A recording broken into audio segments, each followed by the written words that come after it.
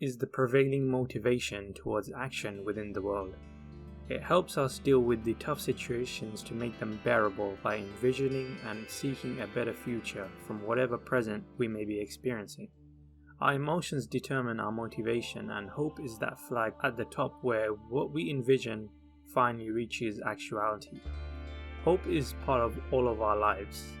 Its inherent motivation created human culture and helped us understand more about ourselves, plus the stories within our immediate psychology running in our conscious and subconscious minds.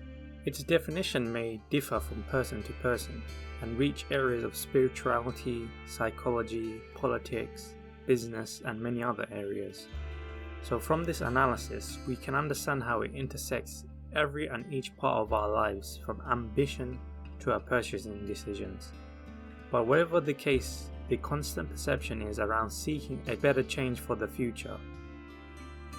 It should also be noted that there is a difference or distinction between hope and optimism, where hope is a vision out of your control you can work towards in the future, and optimism being a way of looking differently at a given situation in the present. This is important to acknowledge because hope can affect optimism in both positive and negative ways, depending on the accessibility of the possible change that can take place or not.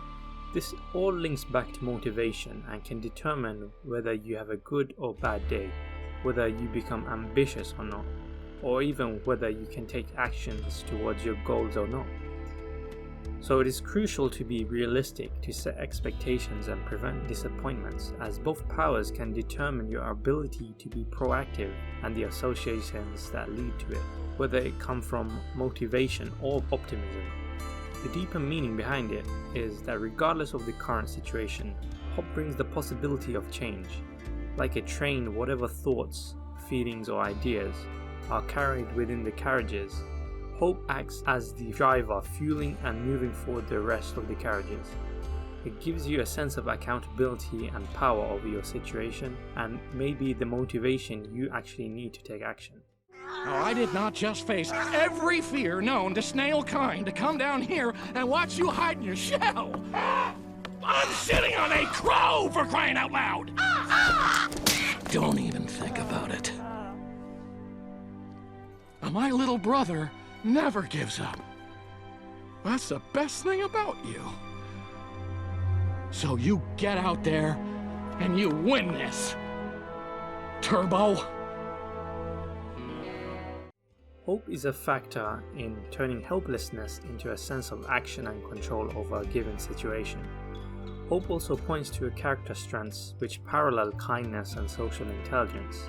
These commonalities point to a personality that has been suggested to be better equipped to deal with stress. So in this sense, fostering these character traits will likely feed into other areas which can improve overall your ability to deal with negative situations or adversity. But of course, this cannot just be a mental philosophy.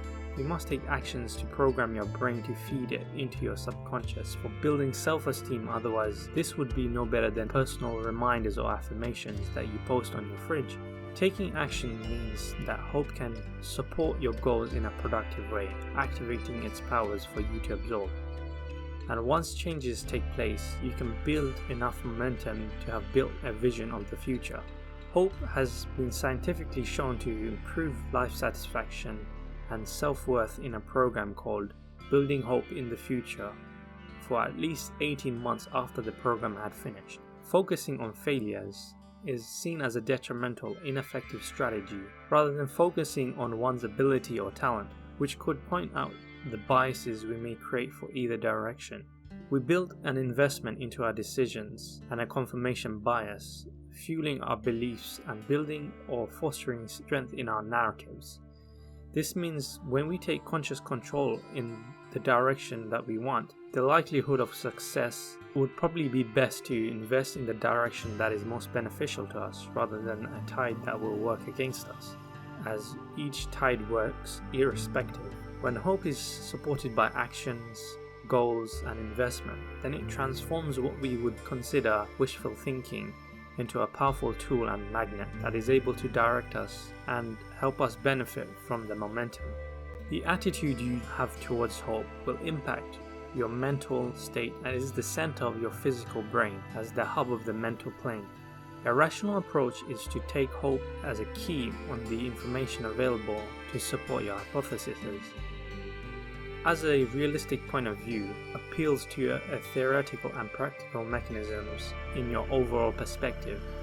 To take a solely theoretical or mechanical view will mean that pieces of information are unavailable from each dataset, and as such, the conditions of your happiness and long-term or short-term performance is based upon the information available. The theoretical mechanisms provide you the ability to map out your happiness, to map out exactly what is available and where your boundaries lie, which is crucial to being effective and efficient. Whereas the practical mechanisms are the hard evidence and results from the theoretical aspects. Most cynical or pessimistic people solely focus on the practical and lack vision or ability to prepare. Another dynamic is the significance of hope in question. As the importance of hope will increase, the need for practical evidence increases, the arguments for hope weaken. Whereas in cases where the importance of hope decreases, the likelihood of its mental adoption will increase and the less need for practical evidence will take place. So as you can see, in this sense, the practical and rational adoption is circumstantial to one's needs, and the philosophical approach, which of course roots from where you start, is determined by the needs that you currently have filled. For instance, a person with 8 out of 10 cups filled will have a different outlook than someone who has 3 out of 10 cups of need filled. Where we have the opportunity to see this bias, we can see it for what it is and take a practical approach towards less logical emotions and abstract beliefs or biases. We fear us because we have the power to kill arbitrarily. A man commits a crime, he should know better. We have him killed and we feel pretty good about it. Or we kill him ourselves and we feel even better. That's not power, though. That's justice. It's different than power. Power is when we have every justification to kill, and we don't. Many of us believe our future will be better than our present. However, few of us actually believe that we can make it happen. This is the root of most people's understanding regarding hope. Once you actually understand the function of hope, its limitations and its values, you can recognize the tool for what it is. Like a knife, you can use it either to help or hurt yourself. We understand its function in cooking, but we must also understand that it cannot actually cook or season. Like hope, there are many variables and factors that give us our final product to take into account. The nuances of life can be simplified, but the more we do so, principally the more vague they become.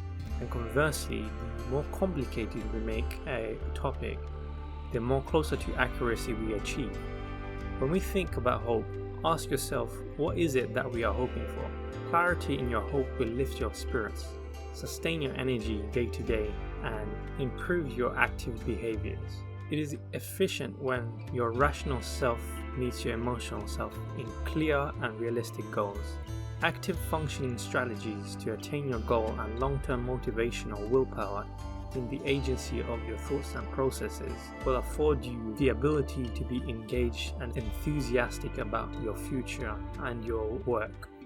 What made us human is our ability to recognize that we exist and knowing that we do exist.